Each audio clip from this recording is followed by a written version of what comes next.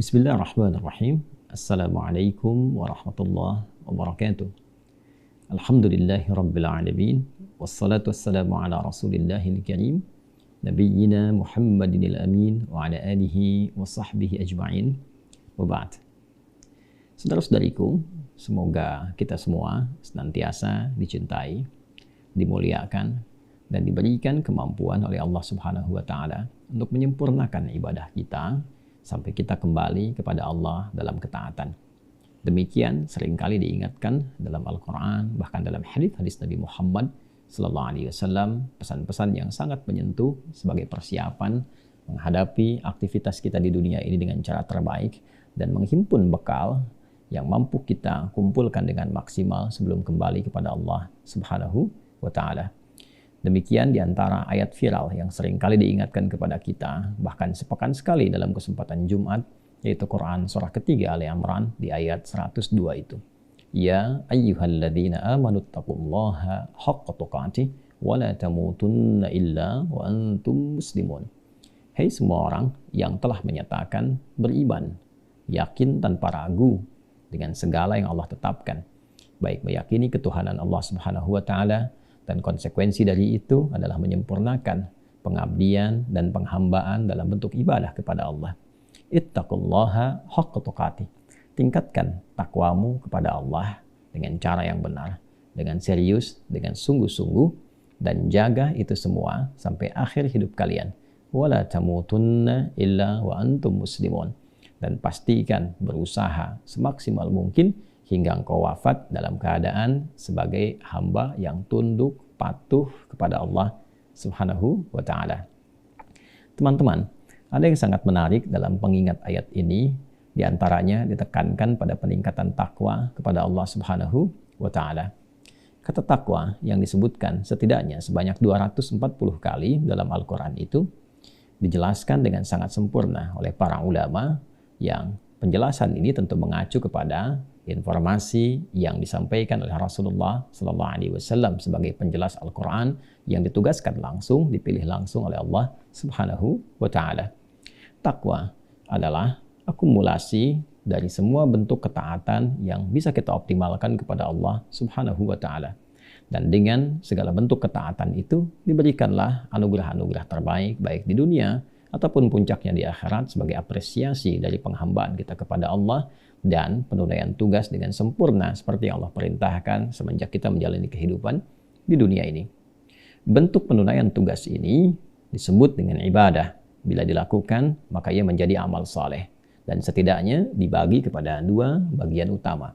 Ada yang berupa perintah, ada juga yang berupa larangan. Di antara bentuk perintah, seperti kita diminta untuk menunaikan sholat dengan sempurna, maka turunlah ayat misalnya wa aqimus sholat, dan tunaikan oleh kalian sholat itu dengan sempurna sebagai bentuk penghambaan kepada Allah dan pembuktian keimanan kita kepadanya.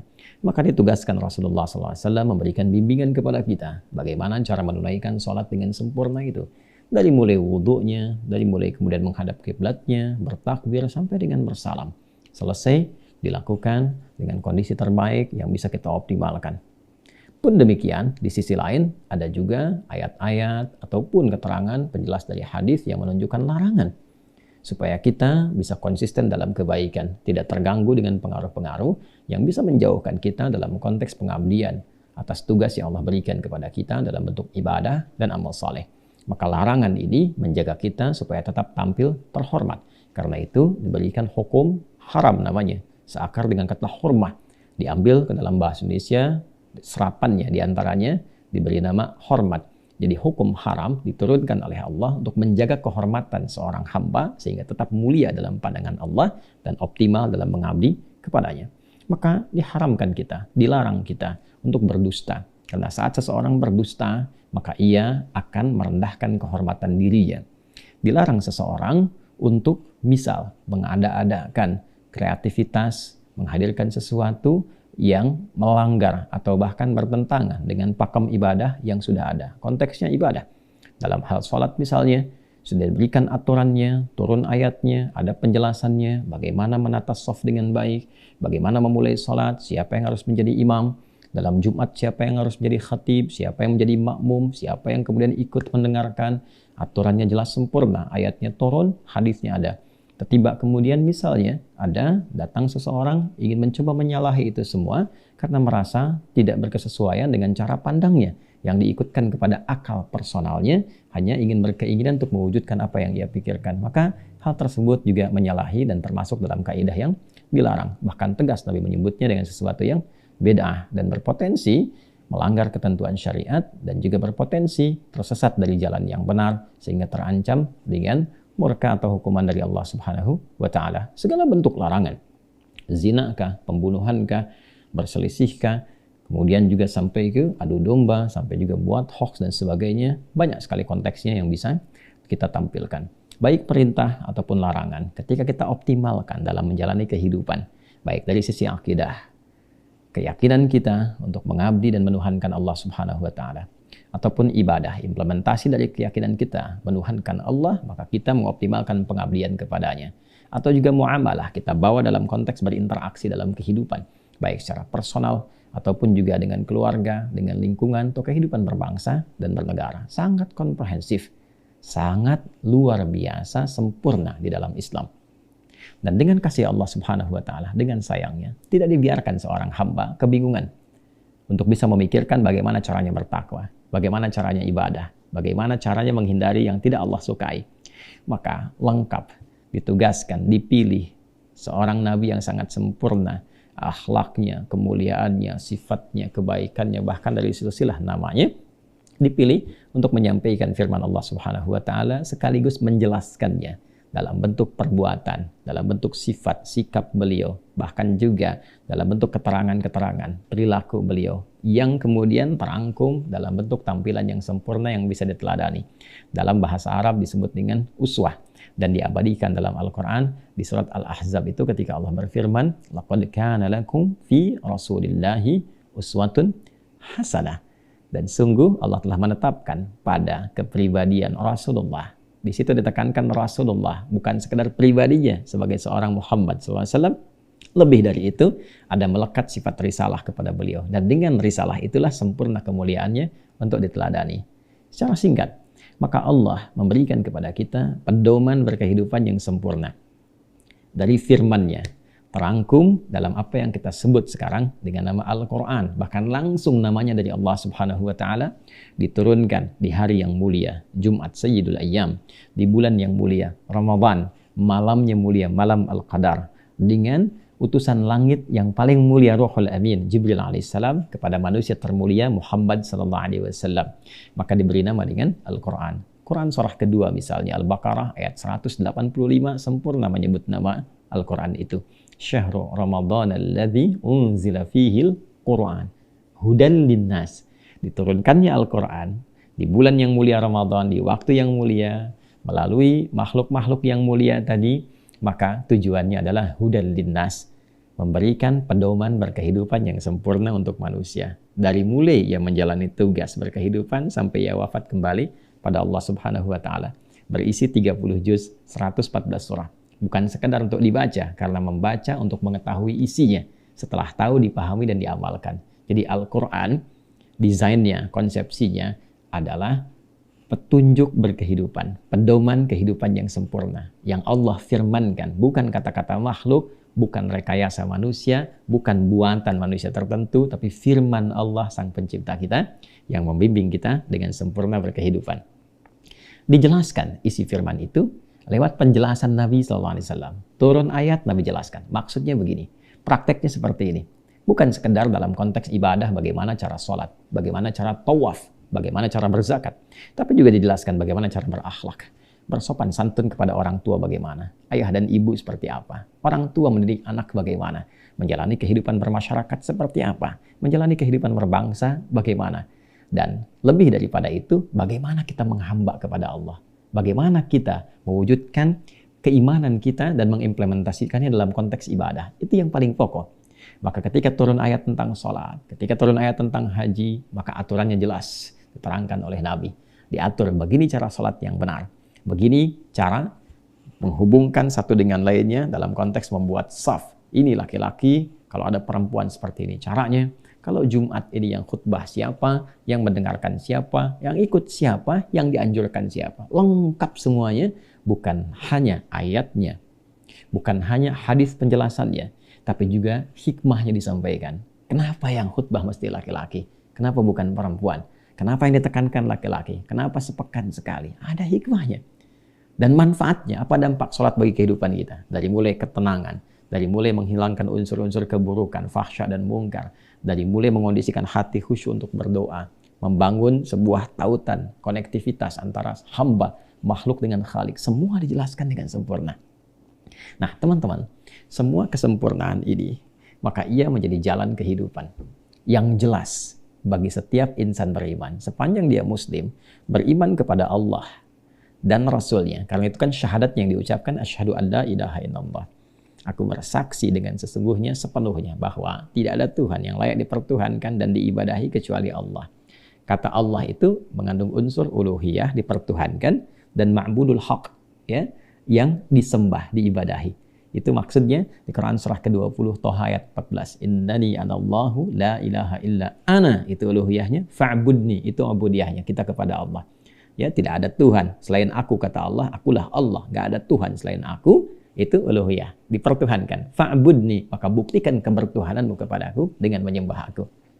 Bertanya kita bagaimana caranya ya Allah? Maka sempurna syahadatnya, wa asyhadu anna Muhammadan Rasulullah. Maka cara kita menyembah Allah, cara kita bertuhan kepada Allah, maka ikuti petunjuk Nabi Muhammad SAW. Dan dengan itu bukan sekedar benar, tapi berpotensi mendapatkan cinta Allah.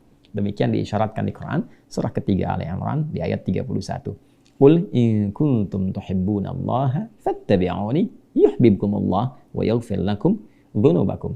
Katakan Muhammad SAW, viralkan, sampaikan. Jika memang kalian, ya umatnya Nabi Muhammad SAW khususnya, serius mencintai Allah, ingin mengabdi kepada Allah, maka buktikan caranya dengan mengikuti Rasulullah SAW. Ikuti. Ingin sholat, ikuti Nabi mengajarkan sholat. Ingin zakat, ikuti petunjuk Nabi bagaimana cara berzakat. Ingin haji, ikuti manasik yang Nabi tunjukkan. Khudhu anni manasikakum. Kata Nabi, ayo ambil dariku bagaimana cara kalian bermanasik. Ikuti. Yuhibbukumullah. Kalau itu diikuti dengan benar, berpotensi cinta Allah diturunkan. Wa yaghfir lakum dzunubakum. Dan berpotensi Allah mengampuni semua dosa-dosa sehingga dijaga kita berbuat baik sampai dengan kita kembali kepada Allah Subhanahu wa taala. Teman-teman, semua ketentuan yang mengatur kehidupan kita ini, baik konteks akidah, keberimanan kita kepada Allah, ibadah, cara kita mengimplementasikan iman dengan menyembah Allah dengan segala aspeknya dan dimensinya, akhlak, cara kita bersikap memuliakan Allah dalam ibadah ataupun memuliakan lingkungan dalam konteks berinteraksi sosial, atau juga dalam konteks bermuamalah, bagaimana berinteraksi baik secara personal, dalam lingkup keluarga, bermasyarakat, berbangsa, bernegara, berbeda keyakinan, semua lengkap dalam Quran, penjelasannya secara detail dalam hadis-hadis Nabi Muhammad SAW, sehingga memberikan kita jalan yang jelas dan terang untuk mengikutinya. Ya kan? Kalau ada petunjuk jelaskan ya. Saya sekarang misalnya akan berangkat ke Saudi untuk haji dan umrah. Ya kan? Baik, persiapan nih dari sekarang. Kalau ada petunjuknya enak kan? Ya, ini petunjuknya dari mulai keberangkatan secara teknis. Insya Allah keberangkatan kloter sekian, berangkat di embarkasi sekian, jam sekian, kelompoknya sekian, ya kan? Ketua kloternya si fulan, ya kan? Dan terus kemana dulu nih? Apakah ke Mekah dulu, ya kan? Gelombang yang kedua ataukah ke Madinah? Gelombang yang pertama. Berapa hari durasinya? Apa yang dikerjakan di Madinah? Apa yang dikerjakan di Mekah? Lengkap semua, itu panduan. Maka ketika ditemukan panduannya, ya, dan kita bisa mengikuti dengan jelas, dengan terang, at-thariqul wadih, jalan yang terang, jalan yang jelas, yang bisa diikuti, yang mudah untuk dicerna dan gampang untuk dipraktekkan. Itu dalam bahasa Arab dikenal dengan nama manhaj namanya. Kan? Maka Quran ketika difirmankan dan dijelaskan oleh Rasulullah SAW, difirmankan oleh Allah Subhanahu Wa Taala, dijelaskan oleh Rasulullah SAW, maka penjelasan dari Nabi itu, termasuk ayat yang difirmankan oleh Allah, itu membentuk pedoman berkehidupan, membentuk manhaj bagi kita semua, insan beriman. Al-Quran hudal linnas, pedoman berkehidupan untuk semua manusia. Dijelaskan oleh Nabi isi pedoman itu. Nah, semua kurikulum itu membentuk kurikulum dari Al-Fatihah sampai An-Nas plus penjelasan Rasulullah SAW, itu bagi kita adalah pedoman berkehidupan, jalan yang terang. Itulah manhaj. Jadi yang disebut dengan manhaj itu adalah pedoman kurikulum yang sangat jelas dan terang dalam berkehidupan. Baik dalam konteks kita mengabdi kepada Allah, beribadah, ataupun berinteraksi sosial dalam berkehidupan di muka bumi ini. Sebagai personal, anggota keluarga, masyarakat, berbangsa, dan bernegara. Sempurna, lengkap sekali. Bahkan di ayat-ayat Quran itu, ketika dijelaskan oleh Nabi Sallallahu Alaihi Wasallam, para ulama kita membuat topik-topik tematik. Seperti Sahih Al-Bukhari ini, teman-teman sekalian. Ini kan ada 97 tema, ya kan, di dalamnya. Ya, dari mulai yang pertama kita Badul Wahyi, Kitabul Iman, Kitabul Ilmi, kemudian terus 97 topik. Yang kira-kira kita perlukan apa? Anda sebagai pebisnis ada Kitabul Buyu', keluarkan aja itu. Ayatnya apa, hadisnya apa, ya kan? Anda sebagai mahasiswa ada Kitabul Ilmi, silahkan belajar dari situ. Bagaimana cara menuntut ilmu yang benar, doanya apa, mengatur waktu seperti apa, ya kan? Sampai juga pada konteks ibadah, sholat misalnya, ya sempurna sekali. Di sini diterangkan, urutannya lengkap sekali. Dari mulai fardunya sholat, dari mulai terus ketentuan, sampai ke cabang-cabangnya. Seperti sholat Jumat, ini ada khusus bab tentang sholat Jumat. Dari mulai fardu Jumat itu seperti apa sih asal mulanya difardukan Jumat. Turun ayatnya disebutkan, dari ayat ke hadis, terus kemudian rinci sekali. Sampai ke khutbah, sampai ke keutamaan, sampai juga fadilah. Keutamaan-keutamaan tambahan. Diatur sempurna sekali. Ditunjukin mandinya, pakai parfum dan sebagainya. Lengkap. Siapa yang bisa bikin itu di antara manusia? Nggak ada. Ya, karena memang agama ini bukan rekayasa, bukan buatan. Ini petunjuk yang Allah kasih supaya kita selamat, supaya benar berkehidupan. Sampai kita pulang dengan cara yang benar pula. Ya kan? Nggak ada manusia yang bisa bikin seperti itu. Karena itu, apa yang ditetapkan dalam Islam adalah benar-benar petunjuk yang Allah berikan dan diterangkan sempurna melalui utusannya Nabi Muhammad Sallallahu Alaihi Wasallam. Demikian para ulama membuat tematik-tematik dalam ayat-ayat juga sesuai dengan kebutuhan-kebutuhan kita. Ya, misalnya di sini ada buku tentang tadarus Quran. Ya, bagaimana kita bisa menempatkan ayat-ayat sesuai dengan ya aktivitas yang kita jalani. Pernah nggak mengeluarkan sebagai seorang ayah ayat-ayat tentang ayah, hadisnya kemudian dikeluarkan. Seorang ibu ayat-ayat tentang ibu, hadisnya dikeluarkan. Demikian. Sebagai bagian dari ya, pengabdi misalnya di masyarakat, berbangsa, bernegara, sebagai apa? Sebagai birokrat, pejabat, kan ada ayatnya lengkap. Ya kan? Bagiannya apa? Hadisnya turunkan. Ada Kitabul Imarah di Sahih Muslim. Bab tentang tata negara. Wah, jelas sekali semuanya. Maka teman-teman sekalian, itulah manhaj. Ya. Dan bagi orang Islam yang beriman, itu tidak ada peluang sedikit pun untuk bisa berbeda atau sengaja menyalahi dari apa yang telah ditetapkan. Ya, dalam konteks ini yang pakemnya telah jelas. Ya, apalagi yang dicontohkan secara langsung berupa ibadah khususnya. Jadi ada yang sifatnya value, nilainya yang mungkin setiap tempat bisa berbeda. Ya, terutama dalam bab akhlak dan muamalah. Ya, nggak bisa disamakan setiap tempat karena tradisi adatnya bisa beda-beda. Karena itu fikih dalam konteks muamalah itu di Amerika misalnya dengan di Saudi Arabia, di Timur Tengah dengan di Asia Tenggara atau di Indonesia khususnya dalam beberapa hal bisa berbeda. Fatwa yang dikeluarkan bukan pada yang pokok-pokok ya. Ya, pada sesuatu yang terkait dengan kebiasaan, dengan tradisi, apalagi yang tambahan-tambahan seperti cara berpakaian misalnya, dengan interaksi sosial dan sebagainya. Ada kaidah-kaidah di situ, ada istihsan, ada istishab, ada uruf dan sebagainya, kan? Tapi yang pokok-pokok ini nggak bisa berubah dimanapun, sama semua, ya, sama semua, nggak ada pilihan-pilihan di situ. Seperti sholat subuh 2 rakaat, mau di Jepang, mau di Saudi, mau di Amerika, mau di Indonesia, sama. Bacaannya pakai bahasa Arab. Dan indahnya adalah awal sampai akhirnya itu sama semua bacaannya. Kecuali pilihan surat kan, yang sesuai dengan kebutuhan kita. Ya kan? Iftitah, Al-Fatihah, bacaan ruku, bacaan sujud sampai dengan dari takbir sampai dengan salam. Wudhunya aturannya sama semua. Masya Allah teman-teman sekalian. Baik ya, bisa digambarkan ya. Dan aturan itu nggak bisa dirubah. Ya, kita ambil contoh misalnya, sholat yang berjamaah. Kita ambil yang sepekan sekali lah Jumat misalnya kan. Ya, aturannya sangat luar biasa, sempurna. Ayatnya turun dengan namanya, surah Al-Jumu'ah, surah 62 itu kan. Di ayat 9 sampai dengan 11. Lalu aturannya lengkap tuh dalam hadis Nabi. Ini di Al-Bukhari ada. Ya, ada tentang babnya, bab tentang sholat, kitabus sholat, kemudian babnya tentang sholat Jumat. Itu diatur sempurna. Dari mulai ayatnya, dari mulai sebelum kita berangkat, sampai datang, sampai dengan nyusun saf, sampai siapa yang khutbah. Bagaimana cara menyusun saf, etikanya bagaimana, laki-laki di mana, perempuan di mana, siapa yang berkhutbah. Ya, sampai nanti kita dapati ayatnya, hadisnya, hikmahnya. Ayat menunjukkan perintah, hadis memberikan penjelasan teknis, hikmahnya. Kenapa seperti itu?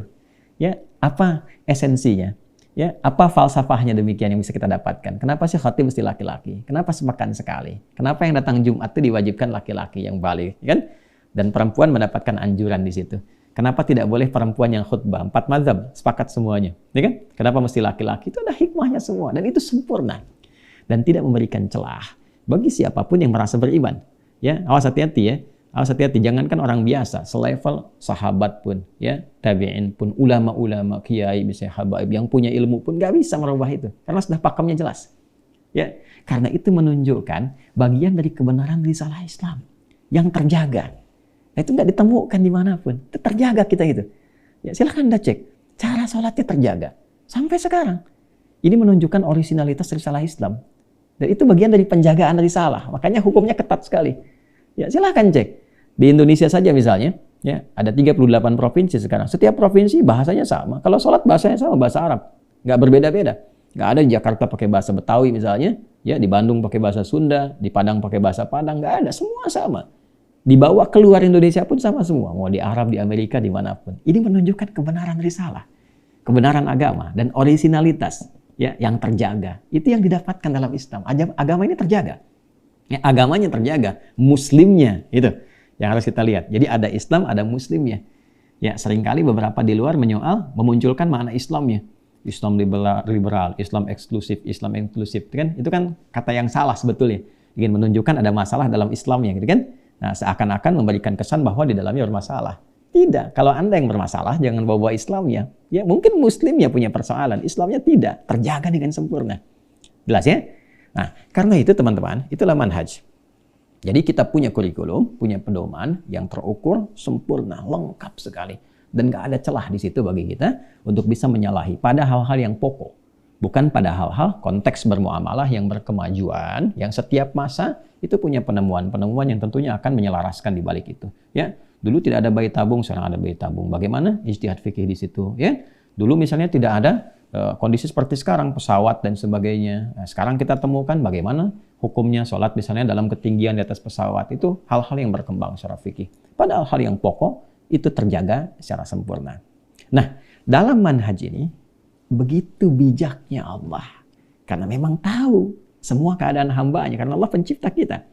Dan diperintahkan kepada Rasulullah SAW untuk bisa menjelaskan dengan sempurna, memberikan arahan untuk menyebarkan semua penjelasan itu sehingga semua kebijaksanaan Allah dari rahmatnya, kasih sayangnya menyebar dan dirasakan oleh semua hambanya di setiap tempat, setiap waktu, setiap keadaan, lintas generasi sampai kehidupan ini berakhir.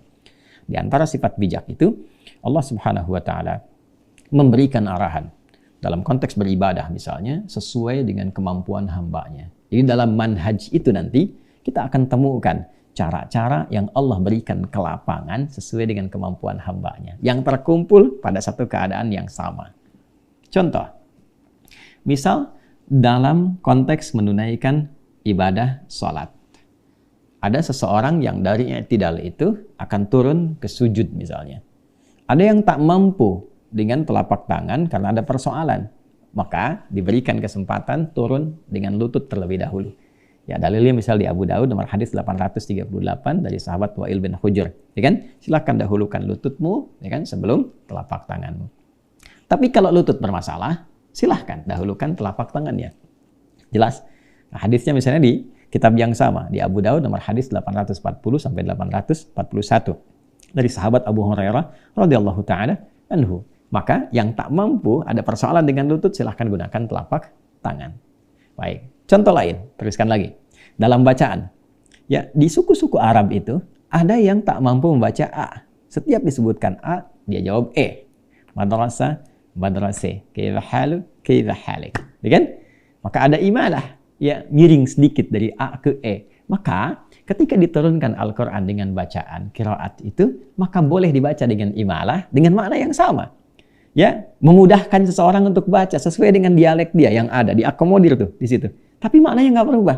Jadi ketika orang baca wadduha, ini baca wadduha sesuai dengan lahjahnya, kemampuan lisannya. Wadduha, wadduha. Wal-laili idza saja, wal-laili idza saji. Maknanya sama, nggak ada yang berubah sedikit pun. Kan? Tapi diberikan kemudahan, kenyamanan dalam dalam mengucapkannya. Sehingga mampu mengucapkan, mampu menjalani sesuai dengan kemampuannya dan mendapatkan makna yang sama tanpa dibedakan. Indah teman-teman sekalian ya. Nah, ketika Allah menilai seorang hamba itu mampu menunaikan dengan satu cara saja, ya kan? Yang sama, semua bisa dilakukan, maka Allah turunkan satu cara saja. Satu, selesai. Seperti takbir mengucapkan Allahu Akbar. Nggak ada pilihan. Kita belum pernah dengar Allahur Rahman, Allahur Rahim, ya kan? Allahul Ghafur dalam konteks bertakbir saat sholat. Karena setiap orang mampu mengucapkan Allahu Akbar, ya kan? Kalaupun lisannya bermasalah, setidaknya hatinya bisa mendorong ya untuk bisa menghadirkan makna Allah, Allahu Akbar, lafaz Allahu Akbar. Satu. Tapi perhatikan, ketika dinilai seorang hamba, ya belum tentu punya kemampuan untuk melakukan pada satu cara yang sama, diberikan alternatif sesuai kemampuannya dan dikunci itu. Udah, segini saja. Karena hamba kalau nggak bisa yang ini, bisa melakukan yang ini. Nggak bisa pakai telapak tangan, bisa pakai lutut. Dan nggak usah menyalahi dari dua itu. Silahkan pilih, mau pakai telapak tangan atau pakai lutut. Yang salah yang pakai kepala duluan. Gitu kan? Ya. Jelas ya? Silahkan. Yang mau pakai A, baca Quran tuh. Riwayat Hafiz dari Asim misalnya yang kita bacakan. Wadduha. Ada lisan yang sulit. Yang pakai E, silahkan. Ya kan? Wadduha. Misal ada di Waras misalnya dari Nafi'. Atau riwayatnya ya Hamzah yang punya dua murid, mukri'nya. Ya. Ada qari'nya siapa? Ada Khalad dan Khalaf. Ya kan? Silahkan. Semua punya kemudahan. Tapi dikunci di situ. Ini saja. Nggak bisa kemudian ya beberapa orang kreatif. Apakah ingin menghadirkan dengan bahasa dia sendiri, dengan terjemahannya. Oh ini nggak masuk akal nih. Memang bukan untuk akal Anda, karena akal Anda terbatas. Bukan berarti ketika Anda tidak paham, ya maka semua ketentuan itu harus ikut ketentuan Anda. Tidak. Ya? Maka Anda belajar supaya paham. Di situ datang hikmah. Kalau akal tak sampai, maka iman bekerja. Ketika iman bekerja, Allah turunkan hikmah. Ya? Kan pandangan terbatas, melihat terbatas. Makin jauh tak kelihatan. Mendengar terbatas kan? Ya. Di bawah 20 Hz, di atas 20.000 nggak bisa dengar kan? Jadi kalau pandangan dan pendengaran terbatas, kenapa akalnya nggak mau terbatas? Dan nggak usah kreatif. Agama itu sudah Allah tetapkan. Ya, bukan dihadirkan berdasarkan kreativitas manusia. Kalau berdasarkan kreativitas manusia, nanti setiap orang tuh punya versinya masing-masing. Karena itu Allah atur. Jelas ya? Nah, berbagai macam hal yang tadi ditampilkan, satu pilihan, satu cara, satu dalil, satu manhaj. Beragam pilihan dalam konteks kerangka yang sama, ya kan? Dalam satu mazhab diberikan pilihan, dalam satu manhaj diberikan pilihan-pilihan untuk memudahkan, ya kan? Maka itu tetap kerangkanya satu kesatuan utuh, ya kan? Yang Allah telah tetapkan sesuai dengan kemampuan kita. Saat kita memilih itu, sesuai dengan urutan-urutan, ketentuan dalilnya, petunjuknya. Oh ini, saya mau pilih yang pakai lutut, ya? Karena ini ada pilihannya, ada dalilnya, ada sanadnya tersambung pada Rasulullah dibenarkan. Saya mau pakai telapak tangan. Ini dalilnya, ini ada urutannya, tahu cara menyimpulkannya, ya kan? Tahu cara mengkonstruksikannya sampai keluar konstruksi hukumnya misalnya, ya kan? Maka ketika memilih kita pada salah satu bagian yang kita ikuti, at-tariqul ladzi yasluquhu, ya kan? Salik, jalan yang ingin diambil supaya dia bisa dapatkan untuk dipraktekkan, itu dalam bahasa Arab disebut madhab namanya. Oke, apa namanya? Madhab. Ma dhahaba ilaihi syakhs atau dhahib, ya, apa jalan yang cenderung ingin diambil atau condong ingin dia praktekkan. Jelas di sini ya?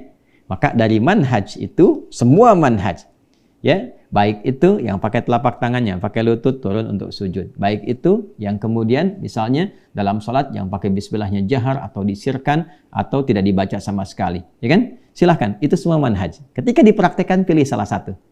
Tapi pakemnya nggak boleh keluar dari situ, ya kan? Baik, ketika diikuti itulah madhab namanya. Maka semua ini dipelajari oleh para ulama kita dari kalangan sahabat, belajar dari Nabi SAW, diikuti oleh tabi'in, belajar dari sahabat, diikuti terus sesuai pakemnya itu. Ya, maka ketika para ulama menguasai ini semua dan mengajarkan kepada murid-muridnya, kan harus milih salah satu kan? Ya kan? Imam Abu Hanifah lahir tahun 80 Hijrah, wafat tahun 150 Hijrah. Imam Malik lahir tahun 93 atau 94 Hijrah. Imam Syafi'i lahir tahun 150 Hijrah. Imam Ahmad bin Hanbal lahir 163 atau 164 Hijrah. Itu walaupun mereka hebat, mengetahui semua, tetap harus milih salah satu ketika diajarkan. Ya kan? Baik, jadi ketika memilih Bismillahirrahmanirrahim, Imam Syafi'i pilih saya keraskan. Imam Malik, Imam Abu Hanifah pilih saya nggak baca. Ya kan? Terus Imam Ahmad pilih saya yang disirkan saja. Karena nggak mungkin praktekkan ketiga-tiganya ketika menunaikan sholat. Ya kan? Ya, sama persis ketika membaca Quran dalam sholat misalnya. Harus pilih salah satu riwayat untuk memudahkan. Ya? Maka ketika memilih itu disebut dengan madhab. Jelas. Maka kita kenal madhab Abu Hanifah, Hanafi. Madhab Imam Malik, Maliki. Madhab Imam Syafi'i, Syafi'i. Madhab Imam Ahmad bin Hanbal, Hambali. Baik. Nah, pilihan itu bukan berdasarkan pemikiran-pemikiran ulamanya, bukan. Jadi bukan karena Imam Syafi'i ini merekayasa sesuatu diikuti di kelompoknya, bukan. Ya, pilihan itu dipilih berdasarkan konstruksi yang dipahami dari dalil-dalil, contohnya ada, dipilih salah satu. Dan itu, memilih itu ketika dipraktekkan dan diajarkan, itu ada kualifikasi ilmunya. Bukan sembarangan. Ya. Jadi ketika seseorang disebut dengan imam, apalagi mujtahid misalnya, ada kemampuan-kemampuan yang telah disepakati oleh para ulama, dan jadi syarat seseorang itu bisa kemudian membuat sebuah putusan yang dengan putusan itu dibenarkan. Tahu ilmunya, kefikihannya, penguasaan bahasanya, ya, tingkat penguasaan sosialnya, fikihnya, usul fikihnya, konstruksi hukumnya, cabang-cabang semua ilmu terkumpul pada dirinya, sehingga bisa memilih dan menetapkan mana yang akan dipraktekkan dengan semua akumulasi keilmuannya. Baik itu yang sifatnya langsung, ataupun dengan isyarat-isyarat yang menjadi kaidah, yang dengan kaidah itu bisa dipraktekkan dalam setiap masa, setiap waktu, dan setiap pergantian zaman. Maka saat kita mengenal mazhab Hanafi, Imam Abu Hanifah. Siapa itu Abu Hanifah? Kan? Mazhabnya Imam Malik. Siapa Imam Malik? Ya, jadi ketika mereka semua Hanafi, Maliki, Syafi'i, Hambali mengajarkan kepada kita lewat rumusan-rumusan yang mereka susun dalam kitab-kitab sampai kepada kita, itu bukan sekedar pemikiran-pemikiran mereka, itu bukan pemikiran. Ya, tapi itu akumulasi dari semua informasi yang mereka terima, dan dengan kepakaran mereka, mereka pahami, disampaikan kepada kita, lalu dipraktekkan oleh kita menjadi bagian dari konteks kita menunaikan ibadah kepada Allah Subhanahu wa Ta'ala. Jadi itulah yang menjaga cara kita beribadah sesuai dengan sanad ilmunya dan sampai kepada Nabi.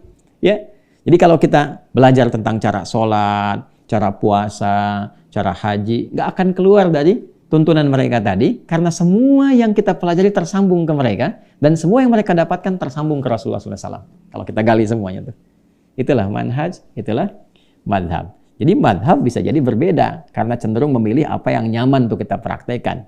Tapi pilihan itu bukan berdasarkan logika-logika seseorang atau keinginan pribadi seseorang, tetap diikat oleh paket hukum yang kita tidak bisa keluar darinya. Sepanjang itu sudah pokok, ya, pakemnya sudah diatur. Nah, maka di sini Imam Abu Hanifah memberikan satu gambaran. Ya, ini populer sekali kaidahnya. Apa kata beliau? Kan? Ma jaa 'anillahi subhanahu wa ta'ala fa birra'si wal 'ainain. Semua yang datang dari Allah Subhanahu wa Ta'ala mesti patuh mutlak, akal mesti ikut, pandangan kita mesti ikut semuanya. Nggak ada di situ pikiran-pikiran kita untuk menyalahi dan sebagainya. Patuh aja, sempurna. Wa ma jaa an Rasulillahi sallallahu alaihi wasallam fa sam'an wa ta'ata. Maka apa yang dijelaskan oleh Nabi dari apa yang telah Allah tetapkan itu Nabi jelaskan, maka dengar dan patuh.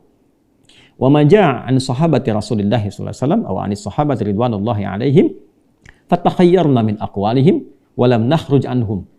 Apa yang dijelaskan oleh para sahabat dari keterangan Nabi sallallahu alaihi wasallam, ya, ketika mereka jelaskan itu, maka silahkan kita pilih sesuai ikhtiar kita, tapi jangan keluar dari pakem penjelasan mereka. Itu maksudnya. Ya. Boleh jadi tadi ada bismillahirrahmanirrahim. Ada misalnya 3 sampai 4 cara. Dijaharkan, disirkan, dibaca ya dengan keras, tidak dibaca dengan silent, tidak dibaca sama sekali. Yang keempat dibaca jaharkan pertama, selanjutnya tidak. Ya kan? Dapat kita semua riwayat itu dari para sahabat terkumpul. Lalu kita pilih salah satu karena nggak mungkin kita praktekkan keempat-empatnya. Ya, bismillahirrahmanirrahim. Bismillahirrahmanirrahim. Nggak dibaca sama sekali. Nggak mungkin kan? Kan? Pilih salah satu. Itu yang dimaksudkan. Silahkan kita pilih sesuai dengan kadar keilmuan kita. Kita dapatkan yang nyaman untuk bisa kita praktekkan, tapi tidak keluar dari ketentuan itu. Jadi jangan bikin logika sendiri. Ya kan? Ya, termasuk tentang nyusun saf misalnya, tentang siapa yang khutbah Jumat. Silahkan. Ini yang dari ayat ada turun nih. Sudah, ayatnya ada turun jelas. Amalkan. Apa maksud ayat itu? Lihat keterangan Nabi. Praktek Nabi bagaimana? Sam'an wa ta'ah. Jadi kalau kata Nabi yang khutbah laki-laki, laki-laki. Ketika dihadirkan perempuan berarti menyalahi Nabi itu. Dan bermaksiat pada Nabi bahaya gitu kan. Itu bahaya sekali. Baik, bagaimana cara nyusun saf? Nabi aturkan. Lalu sahabat memberikan penjelasan lebih lebih terang kepada kita ya dari apa yang didapatkan dari Nabi. Nabi jelas kepada mereka, tapi kan kita nggak bisa mengakses Nabi. Maka dari sahabat kita mendapatkan, ya dari mana kita kan nggak bisa langsung ke sahabat. Dapat kemudian tabi'in diteruskan sampai ke kita. Itulah yang disebut dengan sanad. Makanya Imam Muslim memulai dengan babul isnad dalam Sahih Muslimnya. Nah, setelah generasi sahabat ada tabi'in. Maka kalau yang datang dari tabi'in, apa kata Imam Abu Hanifah? Hum rijal wa nahnu rijal. Kan? Mereka rijal, maksudnya apa? Rijal itu jamak dari kata rajul, artinya sosok yang sudah kuat. Kalau dalam bab ilmu, kuat, punya kemampuan menganalisis, punya kemampuan menyimpulkan, punya bekal ilmu yang sangat luar biasa, sehingga memahami dengan sempurna sesuai dengan kepakarannya dan bisa mengambil keputusan. Maka Imam Abu Hanifah mengatakan, hum rijal, kalau mereka punya kemampuan seperti itu, wa nahnu rijal, kita pun sama-sama punya kemampuan. Tapi yang dimaksud itu, Abu Hanifah itu levelnya sama. Bukan beda level. Coba sekarang, dari pengertian kelompok misalnya, ini kan semua ulama menafsirkan demikian. Satu, Imam Abu Hanifah itu kan tabi'in. Beliau tuh berjumpa dengan sahabat Anas bin Malik radhiyallahu ta'ala anhu. Jadi beliau menilai level yang sama. Ya, dalam komunitasnya. Kalau mereka tabi'in, saya pun tabi'in gitulah, ya. Kalau mereka hafal Quran, saya pun hafal Quran. Kalau mereka paham fikih, saya pun paham fikih. Nah, ilmu yang mereka miliki, saya juga punya itu. Jadi levelnya setara di sini. Itu yang dimaksud hum rijal wa nahnu rijal. Jelas ya? Jadi ada kesetaraan dalam bab keilmuan, ada bab kesetaraan dalam satu generasi, ya kan? Nah, ini kalau mereka ditabiin rijal, ya kan? Lantas kita yang bukan tabiin misalnya dan ilmunya bahkan jauh daripada itu, maka nggak pantas disebut rijal dalam bidang keilmuan. Mungkin hum rijal ya wa ana sobi. Ya, hum rijal wa nahnu sibyan. Ya mereka itu udah pakar, udah jauh ilmunya dan sebagainya. Kita itu masih meniti gitu. Ya, seperti bayi masih merangkak, masih meniti. Maka nggak bisa kemudian level kita disamakan dengan mereka. Kalau mereka bisa berijtihad, mereka mujtahid mutlak, maka kita pengikut. Ya, karena itu dalam konteks yang sudah diatur, sudah pasti. Khutbah Jumat begini, nyusun sab begini, keterangan ulama mujtahidnya seperti ini, hadisnya jelas, ayatnya sangat terang sekali. Maka kita yang nggak selevel dengan mereka, udah ikutin, pakemnya begitu. Nggak bisa dengan mengatakan, wah ini mazhabnya nggak boleh begitu, ya kan?